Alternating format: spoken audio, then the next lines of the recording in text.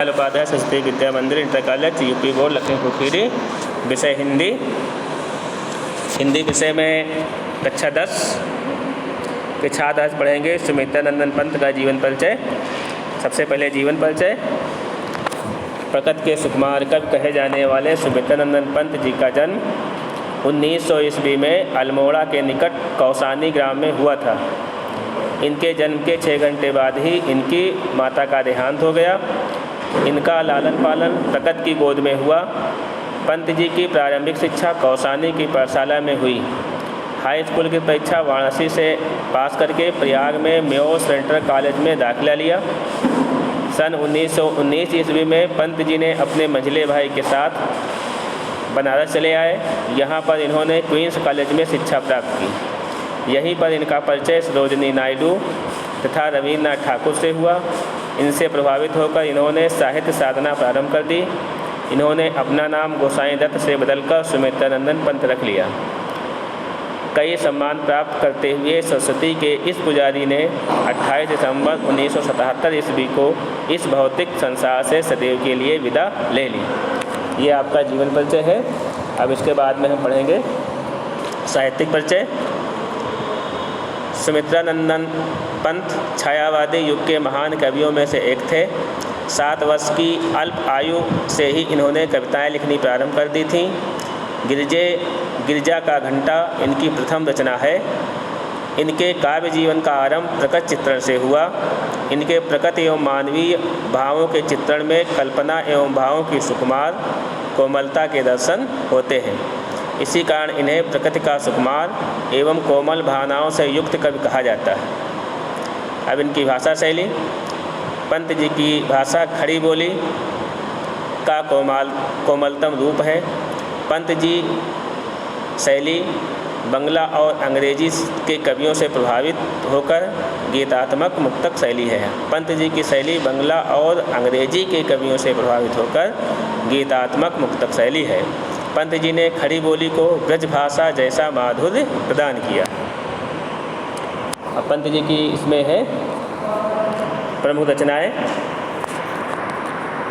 पंत जी की प्रमुख रचनाएं इस प्रकार हैं। वीणा, ग्रंथ, पल्लव, पल्लविनी, अतिमा, गुंजन, युगांत, युगवाणी, ग्राम्या, स्वर्णकिला, स्वर्ण किरण, स्वर्णधूल, उत्तरा, कला और बूढ़ा चांद, युगपथ, शिल्पी, चिदंबरा, रीता, लोकायतन, रश्मिबंधन आदि। इन्होंने लोकायतन इनका जो महाकाव्य है, इस महाकाव्य में कवि की सांस्कृतिक और दार्शनिक विचारधारा अभिव्यक्त हुई है। इसमें ग्राम्य जीवन और जन भावना को स्वर प्रदान किया गया है। पल्लव इस काव्य संग्रह ने कवि को छायावादी कवि के रूप में स्थापित किया है। इसमें प्रेम, प्रकृति और सौंदर्य पर आधारित व्यापक चित्रण प्रस्तुत किए गए। वीणा इस काव्य संग्रह में कवि की प्रारंभिक गीत संकलित हैं जो प्रकृति के अपूर्व सौंदर्य को चित्रित करते हैं। ग्रंथ इस काव्य संग्रह में कवि की वियोग व्यथा को व्यक्त करने वाली रचनाएं हैं। प्रकृति यहाँ भी सहचरी बनकर कवि को संबल प्रदान करती हुई चलती है। गुंजन इसमें कवि की गंभीर और प्रौढ़ रचनाएं संकलित हैं जो कि प्रकृति प्रेम और सौंदर्य से संबंधित हैं। युगांत, ग्राम्या एवं युगवाणी इन संग्रहों की रचनाओं पर प्रगतिवाद और समाजवाद का प्रभाव है। कवि का मानव हृदय दलित पीड़ित के प्रति द्रवित हो उठा है। अन्य रचनाएं में स्वर्णधूल, उत्तरा, अतिमा, स्वर्णकिरण आदि रचनाओं में पंत जी महादेश अरविंद के अंतस चेतनावाद को भाव एवं शब्द प्रदान करते नजर आते हैं। इस प्रकार से सुमित्रानंदन पंत की प्रमुख रचनाएं हैं। अब हिंदी साहित्य में इनका स्थान। पंत जी जहाँ सौंदर्य एवं प्रकृति के सुकुमार कवि हैं, वहीं उनकी मानवतावादी दृष्टिकोण भी किसी से छिपी नहीं है। काव्य सृजन का जो वास्तविक उद्देश्य है, उनकी पूर्ति सर्वत्र की गई है। इस दृष्टि से हिंदी साहित्य में कवि पंत का स्थान बहुत ऊंचा है। पंत जी का काव्य गुण काव्य युग के साथ बदलता रहता है। प्रारंभ में वे छायावादी रहे, बाद में प्रकृतिवादी चेतना से युक्त हो गए।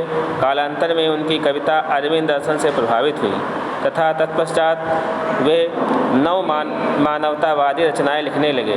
पंत जी अपनी कोमल कल्पना के कारण सुविख्यात रहे। इस प्रकार से हमने आज पंत जी के इन रचनाओं के विषय में हमने अध्ययन किया।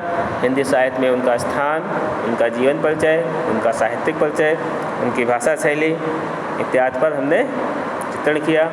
संक्षिप्त जीवन परिचय है, इसको आप लोग लिखेंगे, ये आपका गृह कार्य है।